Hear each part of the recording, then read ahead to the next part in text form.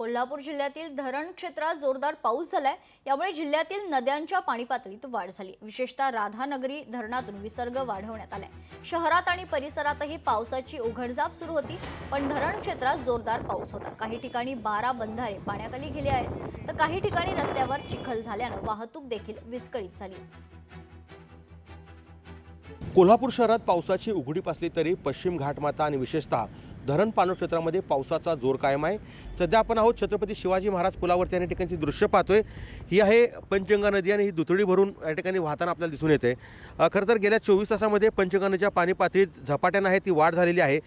सध्या 59 बंधारे पाण्याखाली गेल्यामुळे वाहतूक देखील विस्कळीत झाल्याचं आपल्याला पाहायला मिळते। पंचगंगेची पाणी पातळी सध्याची 35 फुटांवरती आहे। आणखीन या सगळ्या पडणाऱ्या पावसामुळे 5 राज्यमार्ग आणि 10 जिल्हा मार्गांवरती पाणी आल्यामुळे 12 मार्गावरील एसटी सेवा जी आहे ती बंद झालेली आहे। जिल्ह्यातील हिरण्यकेशी असेल, भोगावती असेल, कुंभी कासारी असेल, या सर्वच नद्या आता दुथडी भरून या ठिकाणी वाहताना आपल्याला दिसत आहेत। त्यामुळं प्रत्येक नदी ही पात्राबाहेर आलेली आहे। आणखीन या परिसरातील शेती असेल, झाडं असेल, हे देखील पाण्याखाली गेल्यामुळं आता मोठ्या प्रमाणावरती या ठिकाणी खरं तर जो भाग आहे तो प्रभावित झाल्याचं आपल्याला दिसून येते। पश्चिम घाटमाथ्यावरती खरं तर मुसळधार असा पाऊस कोसळतोय आणि त्यामुळेच नद्यांच्या पाणी पातळीत वाढ होताना आपल्याला पाहायला मिळते।